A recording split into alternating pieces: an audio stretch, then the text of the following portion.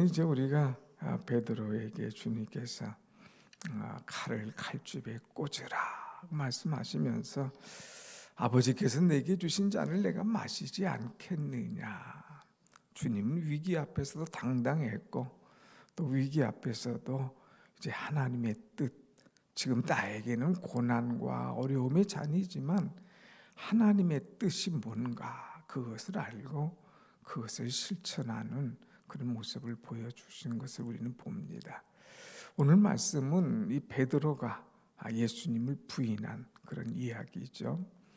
오늘 베드로가 예수님을 부인한 이야기는 오늘 요한복음에만 있는 것이 아니라 마태, 마가, 누가, 요한복음에 다 기록이 되어 있어요.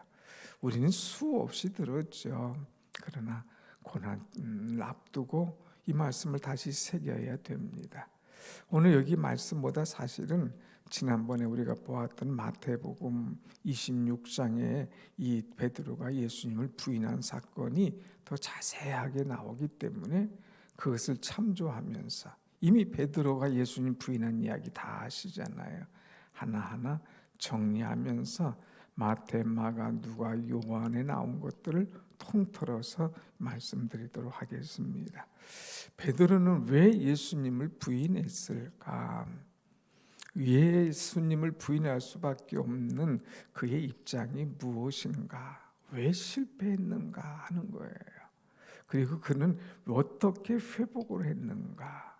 실패했던 베드로가 어떻게 일어날 수 있었는가 하는 것을 오늘 이 새벽에 깨달아야 됩니다. 먼저 그가 신앙을 실패한 이유가 뭐냐? 예수님의 경고의 말씀을 귀담아 듣지 않았기 때문에 신앙의 실패를 가져올 수밖에 없었다고 하는 것이죠. 마태복음 26장에서 보면 예수님께서 제자들에게 너희가 오늘 밤 다 나를 버리리라, 다 나를 버리리라고 말씀하셨어요. 그러니까 베드로가 다 버릴지라도 나는 그렇게 안 합니다 하고 자기를 탁 내세우는 거죠. 그때 예수님께서 베드로 너무 자신하지 마. 내가 오늘 밤 닭 울기 전에 3번 나를 부인할 거야 하고 이미 경고의 말씀을 분명히 딱 주셨습니다. 자, 이 말씀을 주셨으면 아하, 무슨 말씀? 다 부인해도 내가 누군데요? 내가 예수님의 수제자 아닙니까? 무슨 말씀을 그렇게 섭섭하게 하십니까? 하고 그래서 섭섭하게만 들었지 주님의 경고의 말씀을 귀담아 듣지 않았다고 하는 거예요. 여러분, 우리는 주님의 말씀을 귀담아 들어야 됩니다. 내가 말씀 주셨을 때에 좀 나를 찌르는, 아니 어떻게 나를 보고 하는 좀 섭섭할지 몰라도 옐로우 카드를 딱 내면 그것을 받아들여야 돼요. 오늘 밤 내가 나를 3번 부인할 것이다. 그것도 탁 울기 전에 분명한 경고의 말씀. 성경에 보면 옐로우 카드가 많이 나오죠. 나를 향하여 경고의 말씀을 주시는 것이다 하면 아이고 하고 받아들여야 돼요. 깨달아야 돼요. 돌이켜야 돼요. 그렇지 못한 것이 이 실수라고 하는 거죠. 자, 이 말씀을 하시고 이제 주님은 베드로를 또 제자들을 데리고 한번 산에 올라가서 기도하시죠. 그러면서 기도하면서 여기는 자지 말고 깨어 기도하라 하고 주님은 조금 떨어져서 기도하는데 내려와 보니까 자는 거예요. 깨라, 일어나서 기도해라. 또 올라가는 거예요. 또 와서 보니까 또 자는 거예요. 깨어서 기도하라. 그렇게 말씀하시는데도 그냥 꾸벅꾸벅 졸기만 합니다. 베드로는 기도해야 될 때에 기도하지 않고 무사안일한 그런 무사안일주의였어요. 그래서 기도하지 않다가 신앙의 실패를 가져오는 것을 보게 됩니다. 경고의 말씀을 무시하고 기도하라는 말씀을 이제 듣지 않았고 그럴 때에 신앙의 실패를 보는 것을 보게 되죠. 또 이제 오늘 어제 말씀 봤지만 베드로는 이제 주님을 잡으러 온 사람들, 그 사람 중에 하나의 칼을 뽑아가지고 그의 귀를 잘랐어요. 그럴 때 주님이 말씀하시죠. 칼을 칼집에 꽂으라. 그런데 마태복음 말씀 보면 조금 더 자세하게 칼을 쓰는 자는 칼로 망하리라 하는 메시지를 주고 있어요. 칼을 쓴다.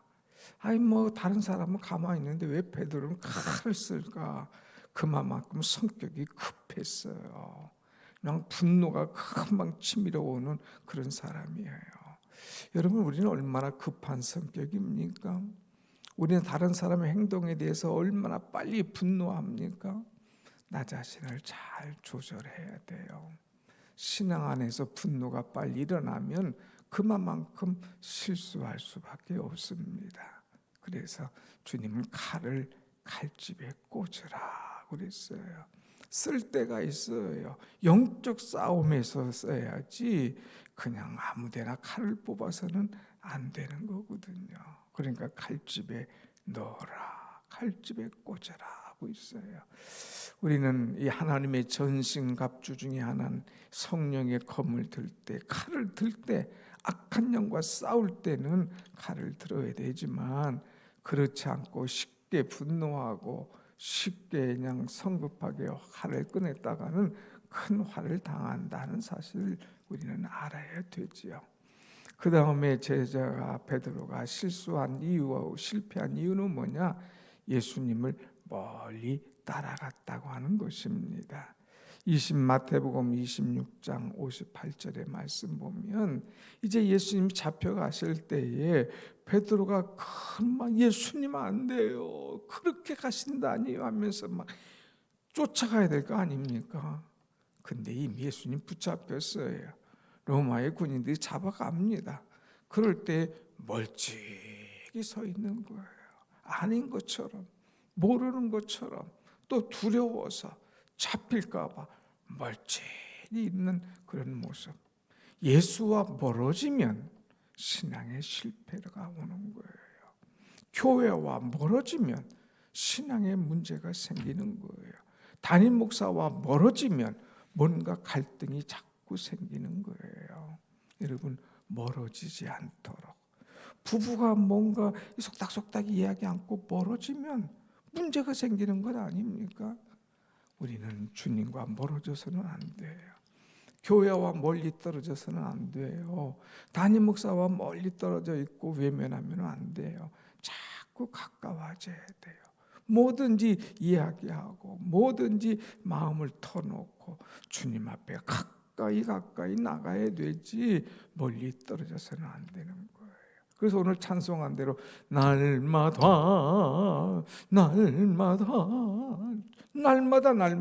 주를 찬송하겠네. 날마다 주님 앞에 나와야지.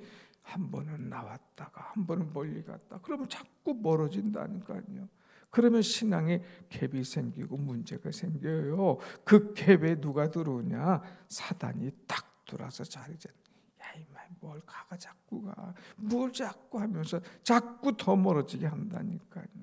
그러면 문제가 생기는 것을 우리는 금방 알 수가 있죠. 그 다음에 이 베드로는 오늘 본문에 나오지만 있어야 될지 않을 사람들, 같이 있어서는 안 될 사람들하고 같이 있었다고 하는 것입니다. 우리가 요즘 그런 말 하잖아요. 낄낄 바빠. 낄 때 끼고 빠질 때 빠지고 해야 되는데 멀찍이 떨어졌다가 예수님과 함께 있지 않고 세상의 사람들, 그들과 함께 있었어요. 그러다가 주님을 모른다고 3번이나 부인하는 것을 보게 되지요. 여러분, 이거 달콤한 유혹, 잠깐만, 한 번만 이 사단의 소리에 넘어갔다가는 그냥 우리는 걷잡을 수 없이 넘어갑니다. 거짓말 한번 했다? 그런데 이것을 막기 위해서는 또 거짓말해야 되고 더 큰 거짓말해야 되고 이게 눈덩이처럼 자꾸 커지는 거예요. 그러니까 한 번의 거짓말이 두 번, 세 번 거짓말이 되고 걷잡을 수 없이 커지기 때문에 아예 최초에 딱 이것을 막아야 된다고 하는 거예요. 한번 봅시다. 오늘 본문 말씀 보면 이제 한 여자가 16절에 문 지키는 여자가 말하여 베드로를 데리고 들어오니 문 지키는 여종이 베드로에게 말하되 여종이라고 그랬어요. 여종이 묻습니다. 너도 제자 중 하나가 아니냐 물어요. 이것을 조금 더 자세하게 마태복음 26장에 자세하게 나옵니다. 여종이 너도 예수와 함께 있었도다 하고 얘기를 하는 거예요. 그러니까 무슨 소리? 무슨 자다가 잠꼬대 하는 소리야? 나는 내가 무슨 말을 하는지 모르겠어. 딱 거짓말하고 잡아떼는 거예요. 그러니까 이번에는 71절에 가서 조금 여러 사람이 있는 데서 얘기하는 거예요. 이 사람 나사렛 예수와 함께 있는 것을 내가 알아. 예수와 함께 있었던 사람이야. 그럴 때 72절에 가서 보면 맹세하고 부인하여, 두 번째는 맹세까지 하세요. 무슨 소리? 나는 결단코 그런 일이 없어. 나는 그 사람을 알지 못해. 맹세까지 하는 실수를 합니다. 그럴 때 이번에는 공개적으로 사람들이 소리가 나니까 뭐야? 이 사람 나도 봤어. 또 그 사람의 목소리, 내 목소리가 그놈 목소리하고 똑같으네. 그놈 목소리 베드로였어요. 그냥 딱 사람들이 막 공개적으로 얘기하죠. 그럴 때에 이번에는 저주하며 이제 자기를 부인하는 거예요. 저주하며 맹세하며 부인했더라 하는 거예요. 처음에는 저주 이제 부인했어요. 두 번째는 맹세하며 부인했어요. 세 번째는 저주하며 맹세하며 부인했어요. 갈수록 세게 나가는 거예요. 갈수록 사람들이 막 모여드니까 갈수록 이 부인하는 것도 세게 나가는 거예요. 그러니까 처음에 딱 거짓말하지 않는 것, 이것이 얼마나 중요한지요. 이거 감추다가 나중에는 걷잡을 수 없는 거예요. 이제 많은 크리스찬들이 한 번만 부인하면 돼요. 그 순간만 넘기면 되는 줄 알아요. 그러다가 안 돼요. 이제 우리 어디 입사를 한다든가 또 어떤 큰일이 있을 때 크리스찬이냐? 크리스찬이라고 말하면 해가 당하고 내한테 손해가 올 것 같아. 그럼 아니요. 그리고 위기를 모면했어요. 입사를 했어요. 신앙이니까 하다 보니까 기도하는. 또 크리스찬 아니? 그 다음부터는 기도도 못 하는 거예요. 그냥 기도하는 척하고 죽는 척하면서 주야, 내가 마음은 이러되 주님 내가 어쩔 수 없는 거 아시죠? 하면서 막 그냥 얼버무리면서 자기 합리화시키면서 막 나가는 거예요. 아니에요. 어제 말씀했잖아요. 위기 앞에서 예수님 당당하게 내로다, 내가 그러다 하고 얘기하는 것처럼 우린 자신의 신분을 그대로 밝힐 줄 아는 그런 존재가 돼야지 자꾸 속이고 자꾸 거짓말하고 자꾸 맹세하려고 하고 그러다가 심지어는 저주하며 맹세까지 하는 그런 일이 일어납니다. 저주하며 맹세하며 부인합니다. 나는 그 사람을 알지 못하노라. 딱 이제 세 번 하니까 닭이 곧 울더라 그랬어요. 오늘 27절에도 이에 베드로가 또 부인하니 곧 닭이 울더라. 여러분, 우리는 거짓말의 매력을 느끼면 안 돼요. 한 번 부인하면 또 부인하고 그것을 감추기위해서 더 크게 가져다가 부인하게 된다고 하는 거예요. 주님을 부인한 데는 짧아요. 그러나 그 여파는 길다고 하는 것입니다. 손해가 와도, 어려움이 와도, 위기가 와도, 어떤 어려운 환경에 있어도 여러분의 신앙을 당당하게 밝히면서 예수를 신하는 믿음의 사람 여러분이 되기를 축원합니다. 아멘. 근데 베드로는 이렇게 예수를 부인하고 끝난 것으로 이제 끝난 것이 아니에요. 그는 일어서는 사람이었어요. 일어서는 사람. 오늘 마태복음 26장 71절에 보면 좀 자세하게 나오는데, 이제 새벽닭 우는 소리에 칼에 찔린 듯한 마음의 심한 고통을 겪습니다. 예수님이 닭 울기 전에 3번 부인하라고 했던 그 말씀이 생각이 나서 내가 부인했구나. 예수님 말씀하신 대로 내가 부인했구나. 나는 절대로 그럴 사람이 아니라고. 나는 그럴 사람이 아니라고. 어떻게 예수님 나를 보고 그런 얘기를 하시느냐고 섭섭했는데 내가 부인했구나 하면서 이 닭소리를 들고 나가서 통곡했다라고 하는 그런 이야기가 있습니다. 여러분, 이것은 뭐예요? 주님의 말씀을 들을 수 있는 귀가 있었습니다. 말씀을 깨닫는 귀가 그에게 있었다니까요. 여러분, 하나님의 말씀을 그렇게 들으면서도 마음이 열려지지 않는 것, 그건 귀가 닫힌 거예요. 나를 그렇게 깨닫게 해주고 나를 지적해주고 나를 다시 서게 하고 회개하게 하는데도 그것을 그냥 지나가 버리면 나는 영영 설 수 없는 인간이죠. 근데 베드로는 이제 닭이 탁 우니까 주님의 말씀이 생각이 나서 통곡하면서 우는 그 모습, 그냥 울었겠어요? 얼마나 회개를 했겠습니까? 엄청나게 이 충격, 슬픔, 이 울면서 회개하는 모습. 그래서 이 전설에 의하면 베드로는 닭만 울으면 무릎을 꿇었다는 이야기가 있어요. 옛날이 생각이 나서 닭만 울으면 무릎을 꿇고 주여 나는 죄인입니다. 주여 나는 주님을 부인했던 사람입니다 하면서 닭만 울면 회개했던 그런 베드로의 모습을 우리는 생각할 수가 있죠. 그런데 여러분, 베드로는 주님의 말씀이 생각이 나서 통곡하고 회개하고 그 다음부터는 절대로 이런 일이 없었습니다. 인간은 한 번 실수하는 수는 있죠. 우리 나약하니까 실수한다니까요. 넘어진다니까요. 그런데 그 뒤로부터는 이제 베드로는 바뀌었어요. 오순절 마가다락방에서 성령 충만함을 받은 다음부터는 주의 복음을 전하는 사람, 그렇게 주님 앞에서 사람들 앞에서 말 한 번 제대로 못했던 사람인데 막 입이 주렁주렁하면서 막 얼마나 말씀을 이 사도행전 보면 설교를 잘하는지, 그가 말할 때에 사람들이 마음에 찔려서 회개하는 그런 역사들이 막 일어나는 그런 것들을 보게 됩니다. 그 뒤로 한 번도 주님을 부인했다는 기록이 없어요. 주를 위하여 충성하다가 오히려 십자가에 거꾸로 매달려 죽기까지 하는 이 베드로의 모습이었죠.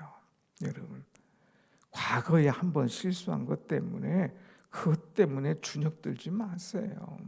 그래, 나는 부족한 사람이지, 나는 실수할 수밖에 없었지. 그런데 주님이 나를 다시 붙들어 주셨어.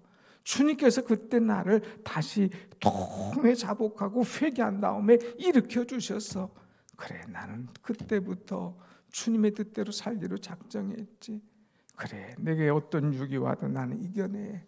또 나는 이겨낼 수 있어. 이런 자신감을 가지고 주님 붙잡혀서 살아갈 때에 주님께서 우리를 더욱더 귀하게 쓰실 줄 알고, 여러분 실수한 것 때문에, 과거 때문에 자꾸 끌려다니지 말고 은혜 안에서, 믿음 안에서 당당하게 살아가는 여러분의 신앙이 되기를 원합니다. 아멘. 자, 베드로는 이제 이런 실수 때문에 자신을 과시하지 않았어요. 늘 부족한 줄 알고 늘 이제 약했던 과거를 생각하면서 기도에 앞선 사람, 성령에 붙잡힌 그런 사람이었던 것을 우리는 사도행전을 통해서 쭉 보게 됩니다. 오늘 이 말씀을 드리는 이유가 뭐예요?